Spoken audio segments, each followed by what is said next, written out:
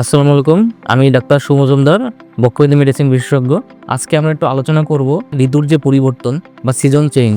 এই সময় যে সমস্যাগুলো সাধারণত আমাদের শ্বাসকষ্টের যারা ফুসফুসের রোগের যে রোগীগুলো আছেন যারা, তাদের যে কি সমস্যা হতে পারে এবং সমস্যা থেকে আপনি কিভাবে উত্তরণ করতে পারবেন। প্রথমত যে কারণগুলো হয়, আমাদের যে ফুসফুস, এই ফুসফুসটা আসলে আমাদের যদিও বুকের ভিতরে লুকানো আছে, কিন্তু আমাদের যে নাক, সেই নাক দিয়ে কিন্তু শ্বাসনালীর মাধ্যমে ফুসফুসটা কানেক্টেড বাইরের পরিবেশের সাথে। ফলে দেখা যায় কি আমাদের যে এই পরিবেশের যে ধুলাবালি, ময়লা আছে, ধোঁয়া আছে, এগুলো কিন্তু অহরহ আমাদের শ্বাসনালীর মাধ্যমে ফুসফুসে গিয়ে ফুসফুসটাকে এফেক্ট করে। তো এই যে আমাদের যে এখন যে সিজন চেঞ্জ বা আমাদের যে ঋতুর পরিবর্তন, এ সময় কিন্তু প্রচুর পরিবেশে প্রচুর ভাইরাস, ব্যাকটেরিয়া এগুলা চলে আসে।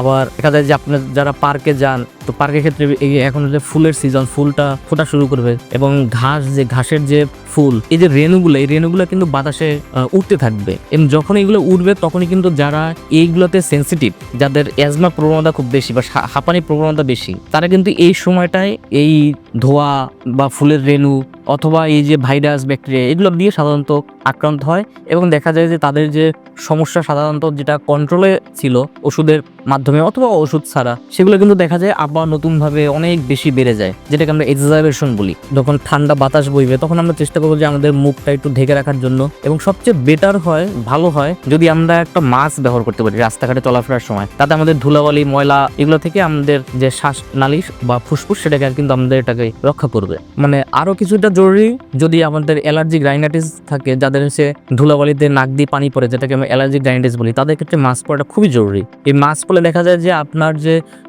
মেডিকেশন বা ওষুধ নেওয়ার যে প্রবণতা, সেটা অনেকটাই কমে যাবে। ধন্যবাদ।